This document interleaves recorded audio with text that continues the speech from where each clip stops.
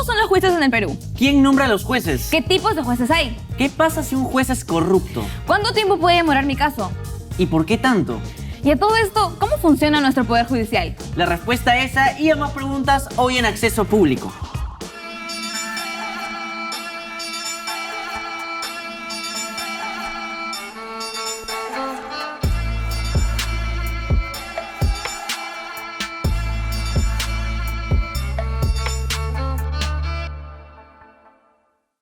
Hola, ¿qué tal? Yo soy Tiago Bernal. Y yo soy Nadia Valdivia. Y estás viendo Acceso Público. El programa donde te explicamos todo acerca de las instituciones del Estado. Nadia, ¿cuántos jueces crees que hay en el Perú?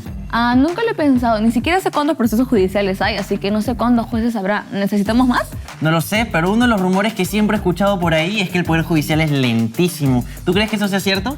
He escuchado lo mismo, pero otra cosa que no entiendo es qué es esto de la prisión preventiva. O sea, te meto a la cárcel por si acaso, deben pensar que te vas a escapar, ¿no? No lo sé, pero mejor para dejarnos de especulaciones, vamos con el especialista para que nos aclare todas nuestras dudas. Vamos con Facilita nomás. Preparado, enfocado, ya suenan las trompetas, pues aquí llega el soldado. Me encuentro muy tranquilo, estoy muy relajado, pues aquí no hay competencia y tú ya estás acabado.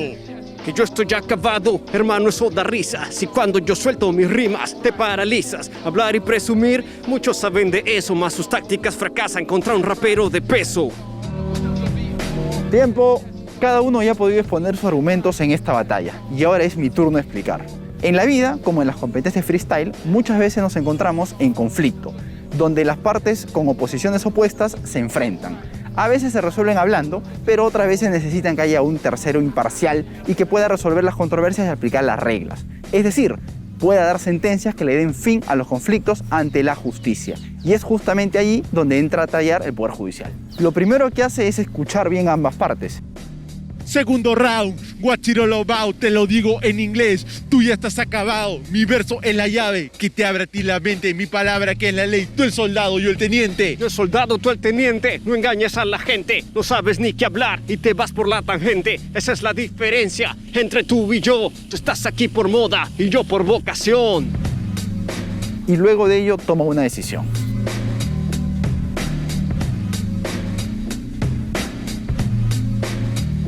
Réplica. Parece que el juicio va a continuar.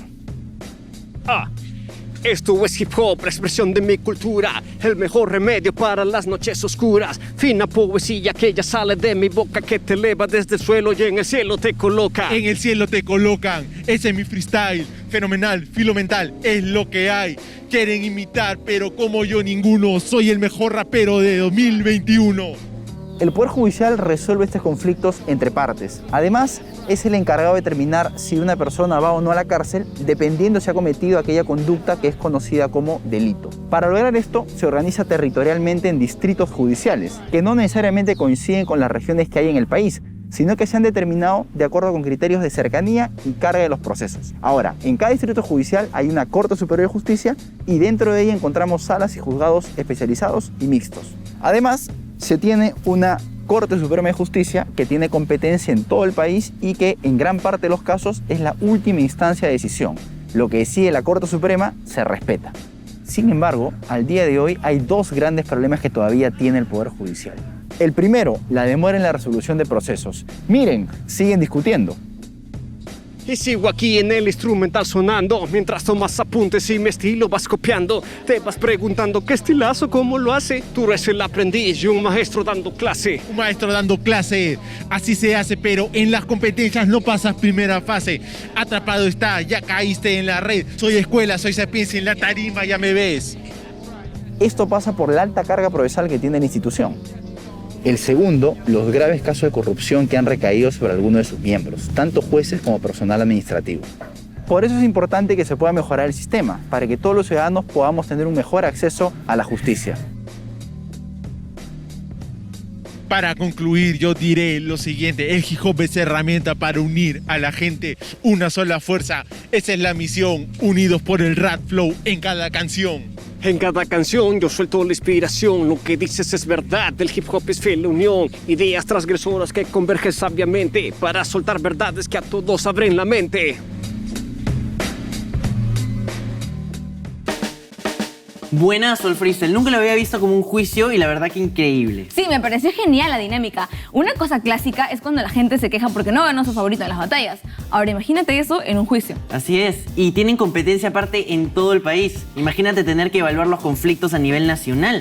Pero bueno, para ver cómo se manejan estos juicios, vamos a conocer más sobre esta institución. ¿En el team? Vamos con eso. A ver, primero ubiquemos al Poder Judicial en el mapa del Estado. Recordemos que hay 3 poderes independientes: el legislativo y el ejecutivo, y el Poder Judicial. Veamos cómo está ordenado este poder. A ver, a la cabeza está la Corte Suprema de Justicia y de esta se desprenden 3 ramas. En la primera está la presidencia de la Corte Suprema, a la que le sigue la Oficina de Control de la Magistratura. Y del otro lado está el Consejo Ejecutivo del Poder Judicial, que tiene a su cargo la Gerencia General. Finalmente tenemos a las Cortes Superiores de Justicia, a la que le siguen las Salas Superiores Especializadas y Mixtas. En un siguiente nivel están los juzgados especializados, luego los juzgados de paz letrados, de los que se desprenden los juzgados de paz. Buenazo. Ahora vamos a chequear de cerca 4 de estas áreas para conocerlas un poco mejor. Bien, vamos con la Corte Suprema de Justicia. Esta es la máxima instancia jurisdiccional del Poder Judicial. O sea que ya más arriba no puede ir, no se puede apelar.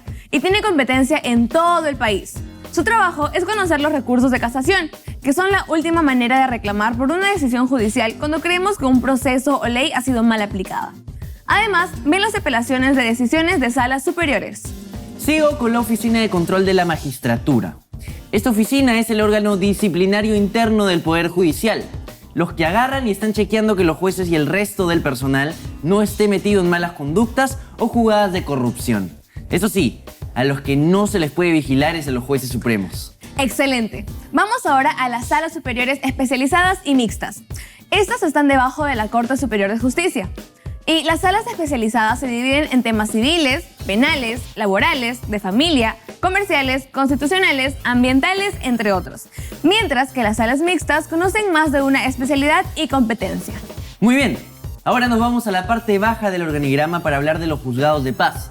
Son juzgados donde se busca solucionar conflictos y controversias preferentemente mediante la conciliación. Es decir, intentan que las partes lleguen a un acuerdo sin pasar por un proceso judicial mayor. Listo. Ahora ya conoces un poco más cómo se organiza el Poder Judicial. Oye, me ha gustado eso de los juzgados de paz. Sí, a mí también. Y yo también quiero un juzgado de paz en mi casa. Cada vez que me peleo con mi hermana, que yo quiero pollo, no, yo quiero salchipapa. Y así entre el juzgado de paz a resolver las cosas. Bueno, pero como la idea es conciliar, para nadie, salchipollo para todos. Ah, su salchipollo, qué rico suena eso. Un día te voy a hacer probar uno. Pero ahora vamos con una nueva edición del Archivo, entrevistamos al experto y venimos con muchas cosas más, así que no te muevas.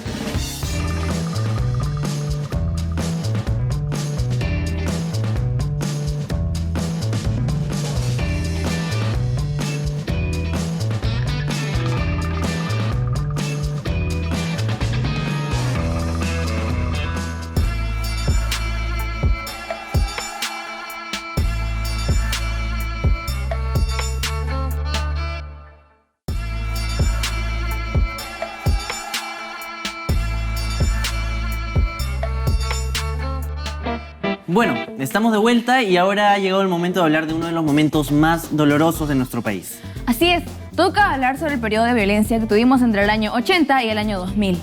Obviamente nosotros no hemos vivido esa época, pero sí es un tema que hemos tocado en el colegio y nuestros papás también nos los han contado a nosotros. Ahora, la gran pregunta es, ¿cómo hizo el Poder Judicial para procesar todo lo que pasó? Bueno, para respondernos a esa pregunta tenemos que ver el mini documental que nos ha preparado la producción. Vamos con el archivo. Entre 1980 y el 2000, el Perú vivió un conflicto armado interno provocado por 2 organizaciones terroristas, Sendero Luminoso y el Movimiento Revolucionario Tupac Amaru, o el MRTA. Según el informe de la CBR, lamentablemente durante este periodo, en algunos lugares del país, agentes del Estado también vulneraron derechos humanos en el marco de esta lucha contra subversiva.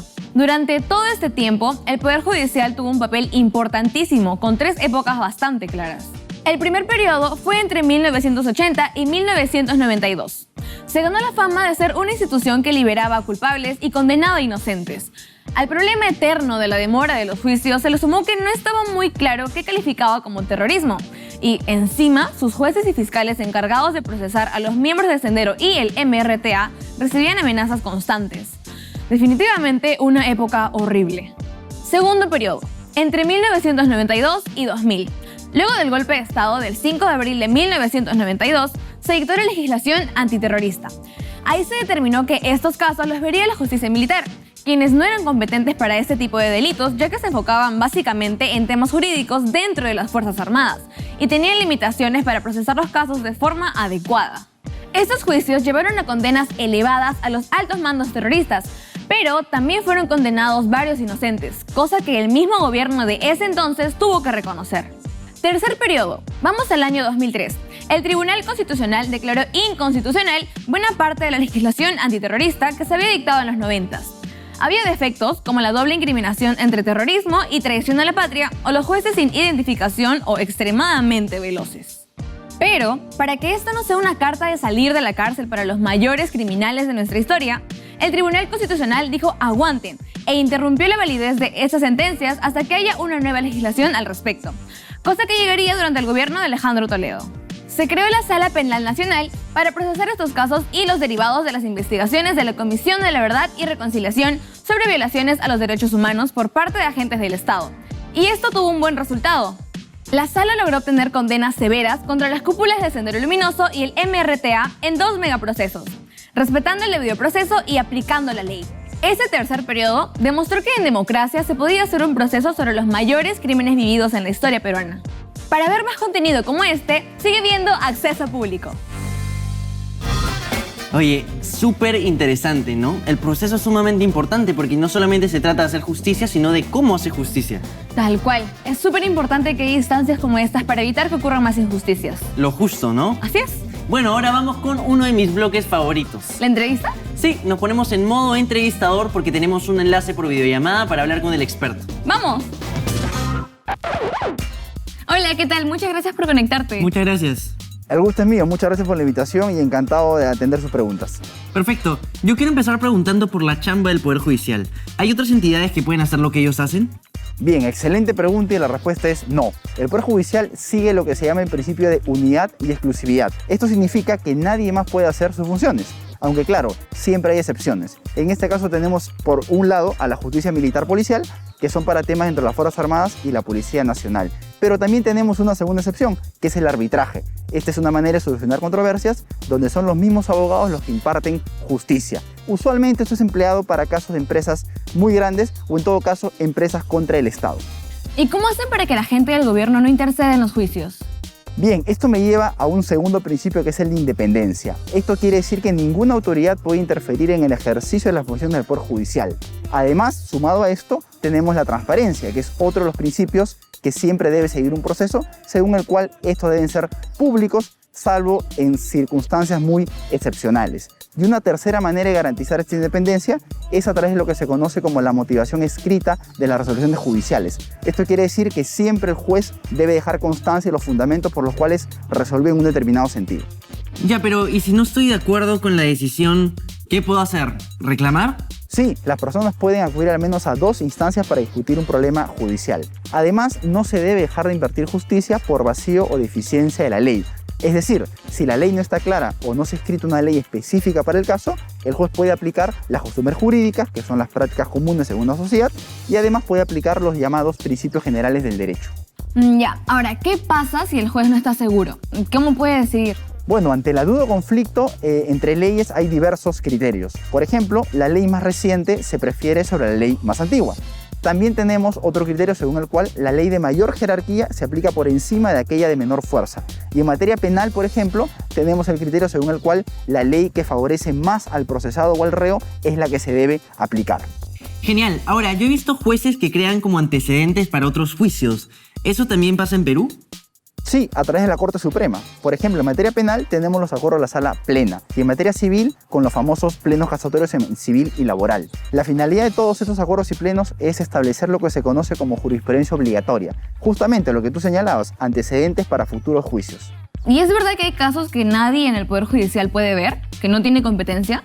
Exactamente. Por ejemplo, el Poder Judicial no ve cuestiones vinculadas al proceso electoral, en donde la entidad encargada de resolver es el Jurado Nacional de Elecciones. Igualmente, en procesos de inconstitucionalidad y competencia, el ente encargado es el Tribunal Constitucional. Perfecto. Yo quiero acabar con una pregunta final. Hay comunidades con autoridades propias, como rondas campesinas. ¿Eso qué tiene que ver con el Poder Judicial? Es que el Perú reconoce la pluralidad jurídica. Somos un país variado, pluricultural, y eso el Poder Judicial lo reconoce. Es por eso que las autoridades de las comunidades campesinas y nativas, con el apoyo de las rondas campesinas, están facultadas para ejercer funciones jurisdiccionales dentro de su territorio, pero siempre que no violen los derechos fundamentales de las personas. Perfecto, listo. Muchísimas gracias, todo clarísimo. Sí, muchas gracias. Ahora tenemos el panorama mucho más completo. A ustedes, nos vemos. Adiós. Chao. Oye, qué bacán esto del bloque, ¿no? Hemos tenido mini documental, entrevistas, recomendaciones, pero nos gana el tiempo. Sí, nos vamos al toque y venimos con una visita a la institución. ¡Ya venimos!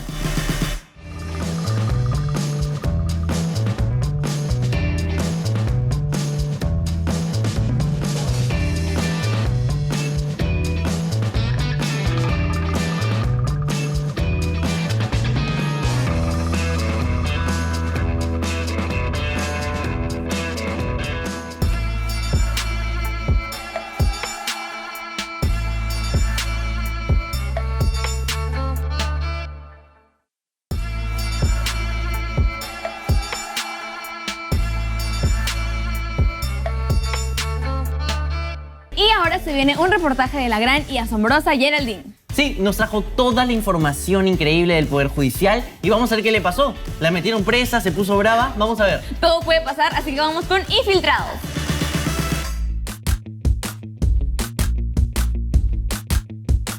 Hoy en el Poder Judicial nos recibe la doctora Elvia Barrios. Ella es la presidente de esta Corte Suprema y en los 200 años de república que tenemos es la primera mujer en ocupar este importante cargo. ¿Qué tal, doctora? Muy buenas tardes. Muy buenas tardes. Doctora, quisiera saber cómo es el día a día del trabajo aquí en Palacio de Justicia y cómo se han adaptado al trabajo remoto debido a la pandemia. El personal viene de manera interdiaria, lógicamente respetando el aforo correspondiente, y lo que se hace es atender a los litigantes. Pero fundamentalmente estamos priorizando el trabajo remoto en esta época. Y dígame, ¿cómo manejan la carga procesal? Tantos documentos, papeles, casos que se presentan. Lo cierto es que nuestra carga procesal es inmensa. Tenemos en trámite aproximadamente 2.600.000 expedientes que tienen que manejar todos los jueces y juezas a nivel nacional. Hoy estamos utilizando una mesa de partes electrónica, estamos digitalizando los documentos y estamos también a puertas de digitalizar todos los expedientes para poder seguir trabajando en esta pandemia. Yo estoy absolutamente segura que vamos a poder avanzar y recuperar todo este tiempo perdido por la pandemia. Justamente si tienen tanta carga procesal, aproximadamente, ¿cuánto dura un juicio en el Perú? Bueno, depende de qué tipo de proceso. Puedo señalar que hoy que estamos interoperando con las 45 comisarías de familia y los juzgados, podemos dictar una medida de protección en 48 horas, en 72 horas y hay veces en horas. Pero si me hablas de un proceso de alimentos, esto es mucho más largo, puede demorar 1 año, 2 años. Y si hablamos de procesos laborales, civiles, comerciales, penales, son mucho más largos los procesos. ¿Cuáles son los requisitos para que una persona pueda llegar a ser un juez? El primer requisito es tener título de abogado, eso es desde el punto de vista formal. Pero más allá de todos los requisitos formales que se exige y que establece la norma, creo que un requisito fundamental es que la persona tiene que estar premunida fundamentalmente de integridad, lleno de valores y de vocación de servicio, porque esto es un servicio bastante sensible. Nosotros en el orden humano resolvemos sobre la libertad de las personas, sobre su patrimonio y también sobre el honor de las mismas. Por último, doctora, ¿en qué aspectos usted cree que el Poder Judicial podría mejorar como institución? Primero, traslucir más aquello que hacemos, transparentar más nuestras actividades, que el ciudadano conozca de cerca cómo realizamos nuestro trabajo, las dificultades que tenemos y cómo sabemos sortear esas dificultades, los esfuerzos que hacemos por mejorar nuestro servicio, pero también reconocer que tenemos debilidades y que tenemos que expectorar esas debilidades. Y me estoy refiriendo, por ejemplo, a la corrupción interna y externa, que tenemos que erradicarla de la institución. Solamente así vamos a recuperar la confianza ciudadana. Muchísimas gracias, doctora, por atendernos. Gracias. Y ahora ya sabemos, por ejemplo, los requisitos para ser juez. De repente, alguna chica que nos esté viendo y quiere estudiar Derecho podría también ocupar el puesto de presidenta del Poder Judicial. ¿Quién sabe? Ya conocimos a la presidenta del Poder Judicial y ya sabemos cómo trabajan a pesar de la pandemia.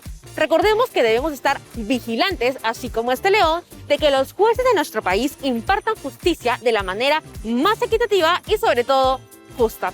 Conmigo será hasta el siguiente Infiltrados, pero no se olviden de seguir a Canal IP en todas sus redes sociales, porque ahí colgamos cosas súper chéveres de acceso público. ¡Nos vemos! Gran reportaje, como siempre. Sí, estuvimos muy cerquita del Poder Judicial, un poquito más y ya hasta veíamos todos los expedientes. Increíble la nota. Ahora, tú sabes que cada vez que visitamos un lugar tiene que suceder algo. Sí, es cierto, es hora que el representante de la institución pase por el banquillo. Exacto, que nos responda las preguntas más picantes y frecuentes. Vamos con eso.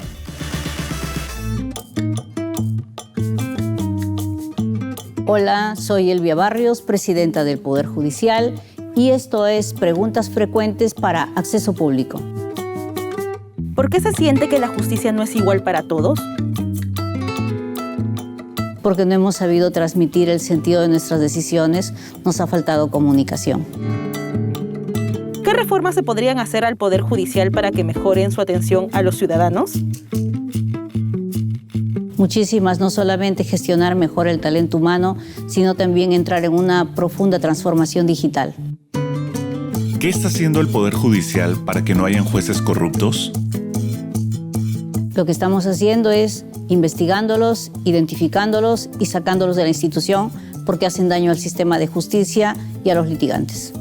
¿Se necesitan más jueces o se necesitan mejores jueces? Necesitamos más jueces y que sean los mejores profesionales que hay en el país. ¡Tiempo! ¿Se acabó el tiempo?